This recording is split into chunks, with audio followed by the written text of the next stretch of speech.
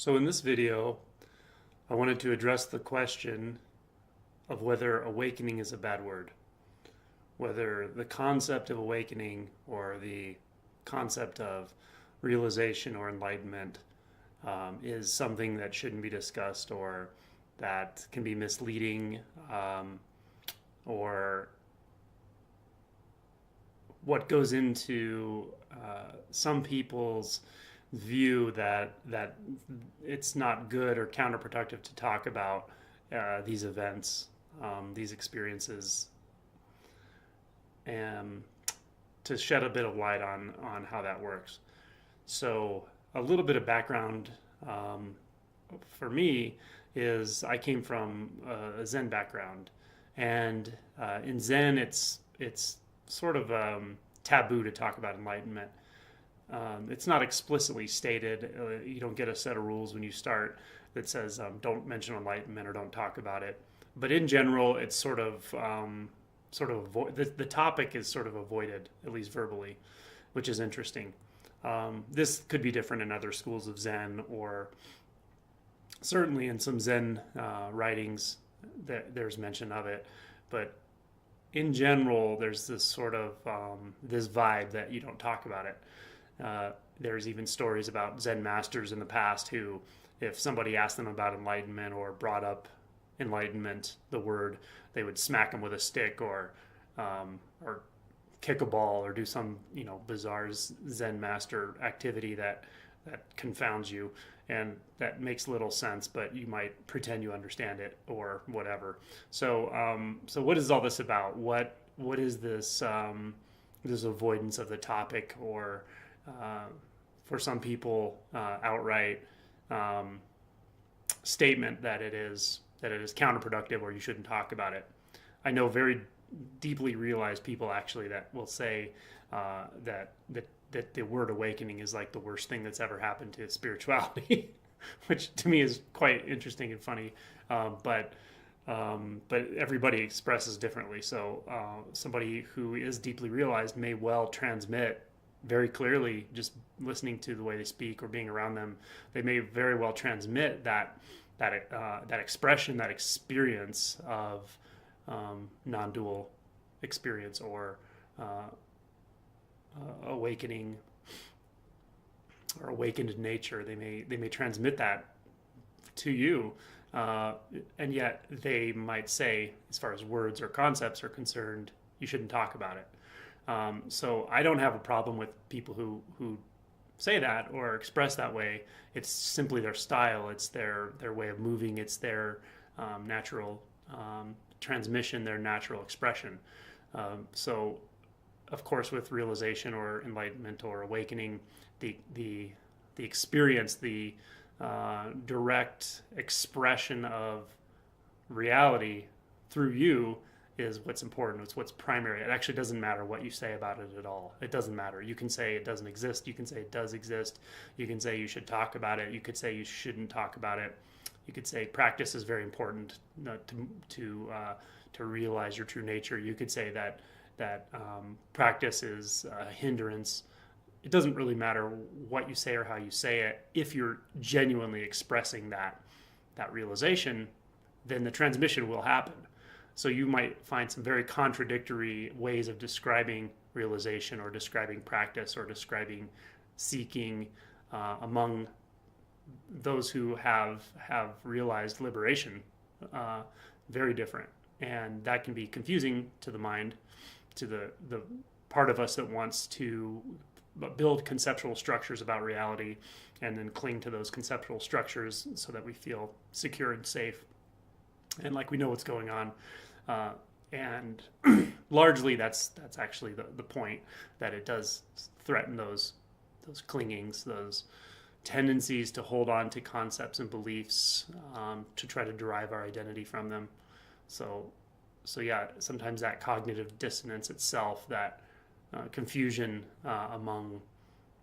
but a confusion in trying to compare different teaching styles can be quite helpful, actually, quite practical in deconstructing that rigid tendency to hold on to thoughts, beliefs, and concepts, and avoid more direct experience of what's happening in the physicality of your body and your emotion body, and deeper experiences of interconnectedness. So I don't think it's bad. I don't disagree with anybody that expresses if they teach and they express in an authentic way. It doesn't really matter what they say. In fact, I know I have friends who would totally disagree with what I'm talking about in the sense that they might say it's not worthwhile to talk about awakening, yet I feel the transmission around them instantaneously, and they do a lot of good. So understand I'm not presenting a point of view with the suggestion that mine is the right point of view, or that you should talk about awakening, or if somebody says that you shouldn't, or that it's counterproductive. I'm not disagreeing with them. I would suggest listen to them and the way they're using that expression. What are they pointing to with that expression? Try to find it in your primary experience. Try to find it in your direct experience, and then the transmission is successful. So I will go into a little bit about why I think people might say that it's not particularly helpful to talk about awakening or enlightenment or realization, or might avoid the subject altogether, and talk about a few reasons for that. And then I'll talk about why I think it's, in the right contexts, it's okay, and it can be helpful and valuable. And then I will point out certainly some pitfalls with being too attached to this idea of awakening as an event, as enlightenment as a state, and how that can become a hindrance. So it's probably somewhere in the middle. If you completely abandon any idea that an event can happen, that you can cross over, that you can wake up to or realize a much more vast, primary, intimate, free experience of life. If you abandon that, or if you don't believe it at all, you might be doing yourself a disservice. And I think, the spiritual community or whoever teaches the type of thing I'm talking about could be doing you a disservice if you actually believe that that's not possible for you. Because of course it is possible for you. That's the whole point. The whole point is that not only is it possible for you, it is already the case for you. It is always the case. It's not something that you create. It's not something that you find that you didn't have before, or that someone teaches you. It is already active, functioning. There's an old Zen master named Banki who said, everything is perfectly managed in the unborn. And that's exactly what I'm talking about. So then it's a question of access, or it's a question of perception, right? If it's already here, why am I not in constant conscious contact with it? And so then we start to investigate distortions, delusions, fixations that seemingly obscure the natural state, that which you could never, ever be apart from. So one of the major reasons I think some people really tend to avoid talking about awakening as an event, or enlightenment as a possibility, is that that to some degree it will always, hearing this, as long as there's identity tied into thoughts and concepts, into beliefs about myself as a subject in the world and life as an object, as long as there's some identity tied into that, then talking about realization, enlightenment, awakening will always cause, as a side effect, some seeking mechanism in that conceptual world.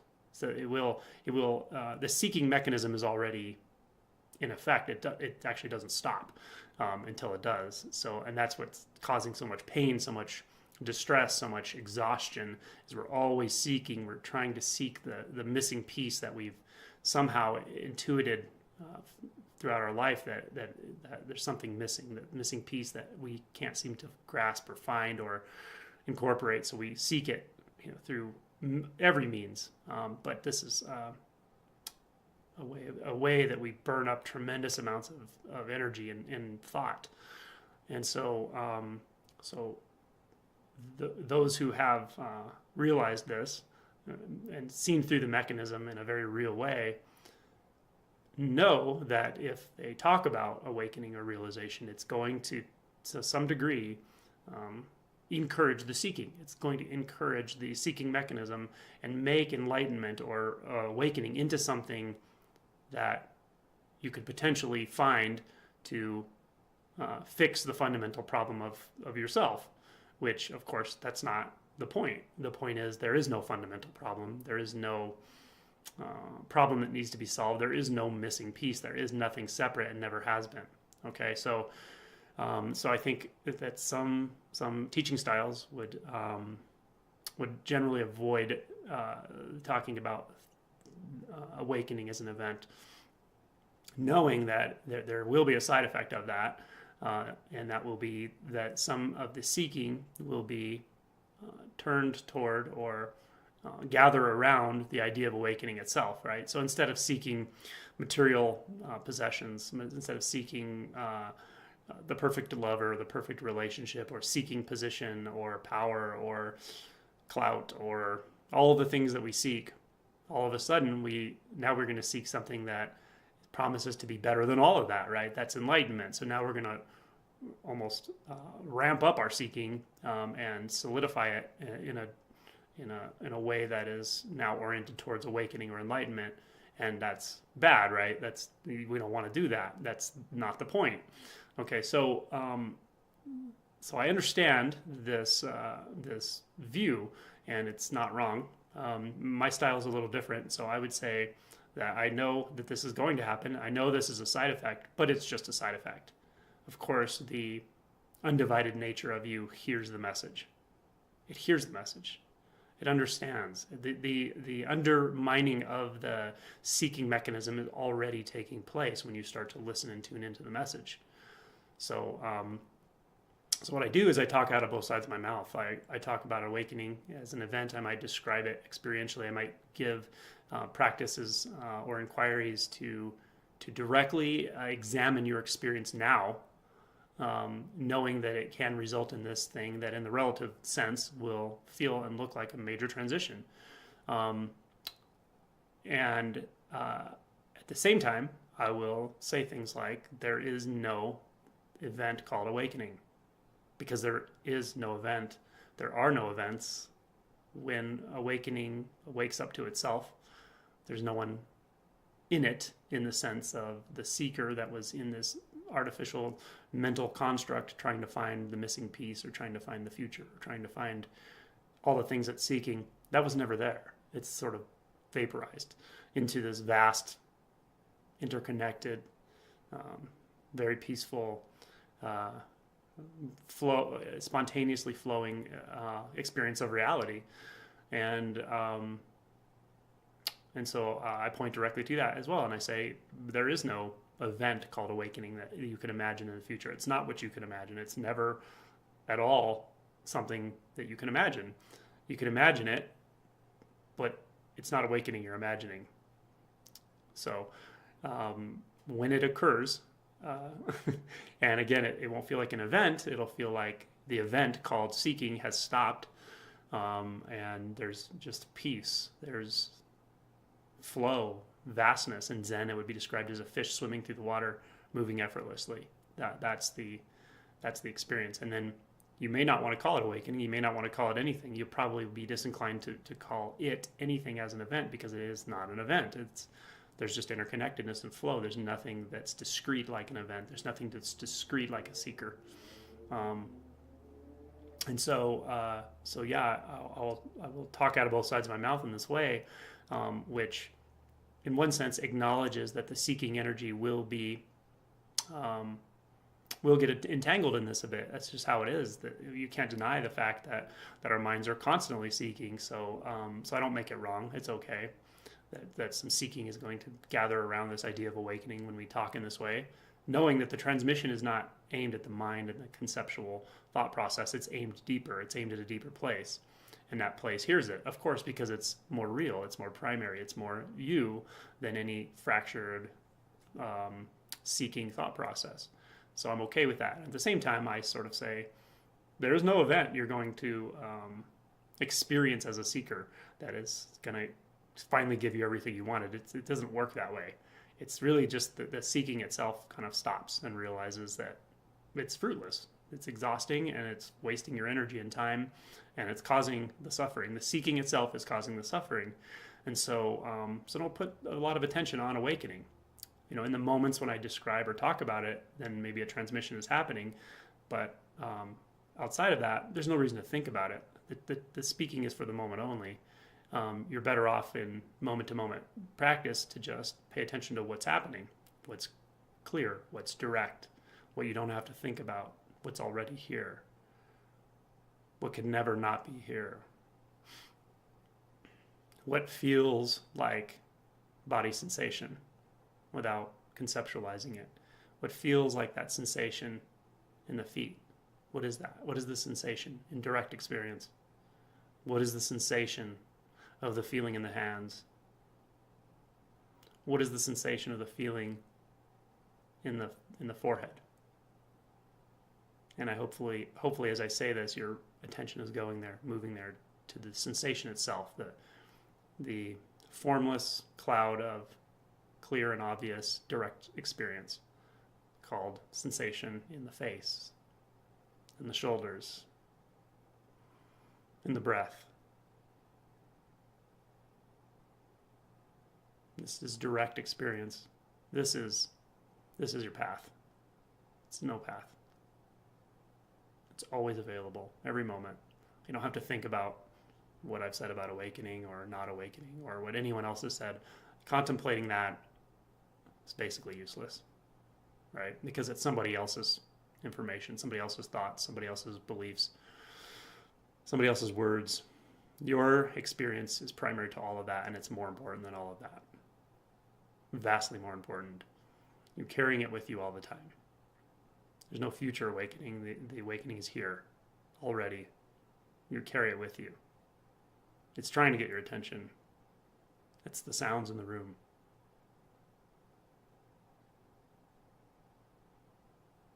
It's the sounds of the voice without worrying about the content of the information.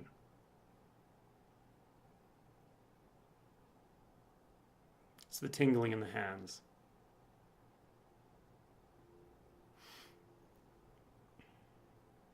It's the feel of the chest rise and fall with breath. It's calling you in. Here, here, here. Every moment. If a thought's moving, saying whatever thoughts like to say, I don't understand this. It's that. It's that sensation of thought. It's the movement of thought in consciousness. That one thought.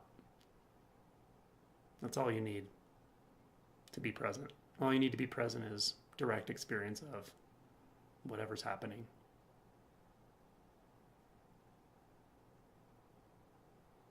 No hindrance. No hesitation. No separation.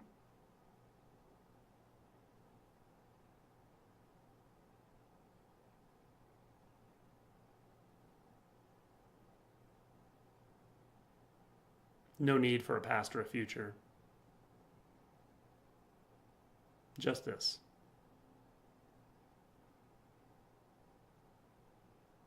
Vivid. Open.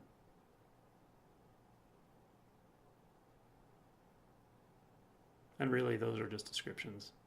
It's not in the realm of description. It's too close, too primary. Intelligent.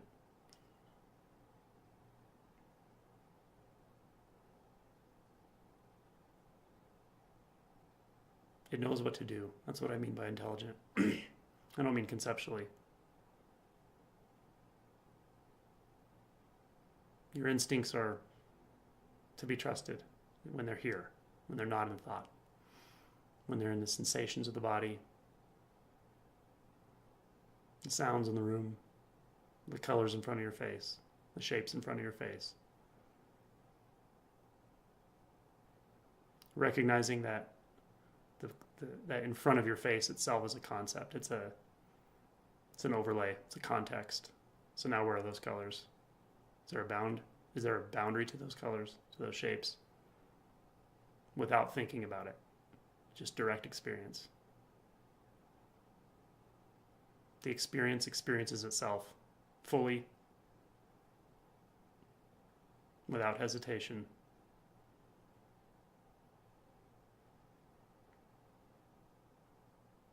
So there's nothing to seek here. There's nothing to concern yourself with as far as an event later on. That can only be a thought right here. You can imagine 5 minutes from now, you can imagine 2 days from now, you can imagine 10 years from now and create a visual image of it. But you never move.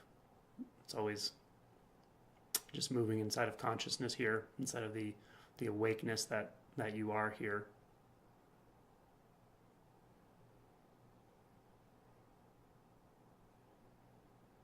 Very, very simple, very close. Close suggests that there could be a far, a closer, a farther. None of that's real. It's closer than close. Never separate, never apart.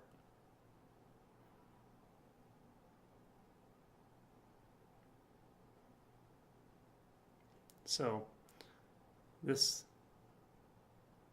direct experience always comes from within you. You don't need somebody else to point it out to you.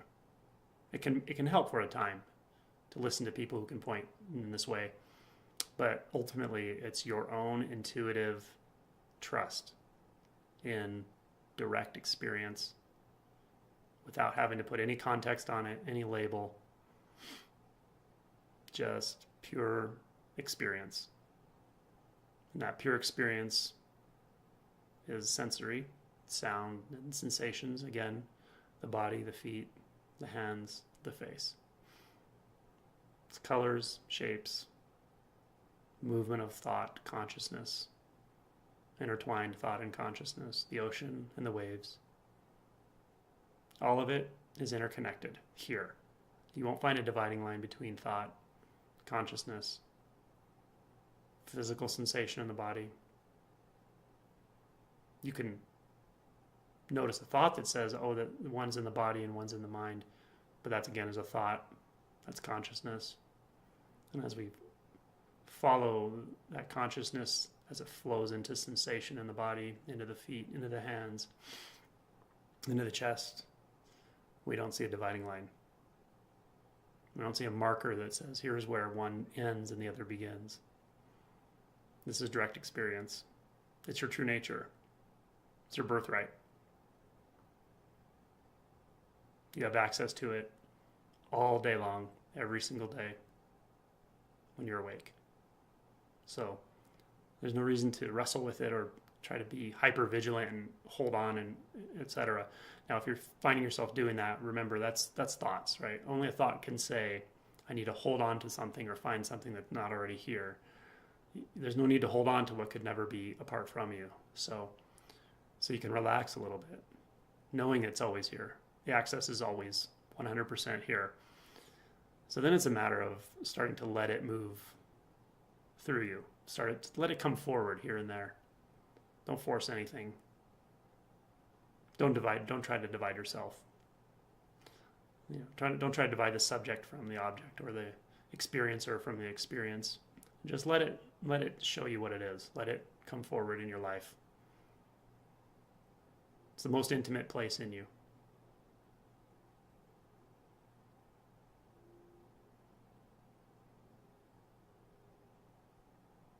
I guess I got off topic, but sometimes that happens. And when you steep yourself in this, you just trust it. You just let go of beliefs and concepts and future plans as far as being preoccupied. There's always a value to planning something in the future, but it's a momentary thing. It doesn't take a ton of thought. But when the thoughts are uncomfortable, fear-ridden about the future, you're overthinking things. We all know what this feels like. That's a call to the moment. That's a call back here to the sensations in the body, to the movement of thoughts and consciousness, to direct experience, to letting direct experience come forward in you, to letting the most intuitive part of you inform your attention. That's what that is when we start to overthink. That's a call. It's not a bad thing. It's a call to your direct experience. So now as that happens, you start to trust it more and more, and it starts to become the most interesting thing you've ever experienced. Maybe like, wow, like what is this? What is this? What is this direct experience that really has no boundary? And when you ask what is it, you're not asking it as if you're going to get an answer you can write down, like a belief concept, because you know that's already just movements inside of thought, inside of consciousness. So you're not looking for an answer in the usual way, but you're just curious, like, what in the world is this? How could it be so simple? And then more direct experience, just letting it in more and more and more. And then sometimes something happens. Identity just completely drops into it. And then it's seen that there's nowhere else you could be than here. There's nowhere else you've ever been aside from here. And that would be called an awakening. Now, if you're anticipating that, oh, is this the awakening, or is it happening now? Just a thought. It's fine. It's not a problem. It can't hinder the process. It can't cause the process. But we just stay here, just get curious enough, receptive enough. Something does shift, and commonly, it's reproducible. But you know, it doesn't come about by planning it or seeking it or demanding it. It comes about by receptivity of like letting the awakening come to you. Like, what is this? What is demonstrating itself to me now in this direct experience? And that's it. There's nothing more to do, really. Just openness, curiosity about your experience, not about my words or anyone's concept of awakening or enlightenment or spirituality. Throw it out the window. It's useless to you. Your own direct experience. That's what it's all about. Your own center. And as you start to explore that center, you realize it doesn't have a center. It's sort of very mutable. It can sort of discover itself as sensations, as sounds, as colors, and as the movement of consciousness and thought.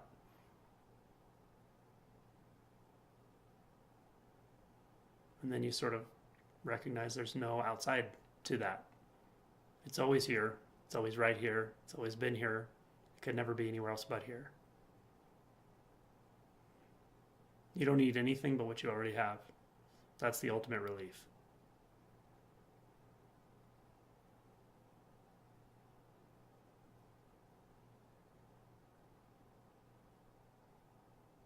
So hopefully this gave you a taste. Trust yourself more than you ever trust me or anybody else with this type of practice. It's very intuitive, extremely intuitive.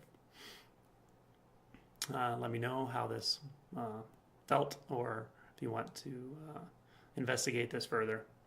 I can make more videos. Just let me know. All right. Take care.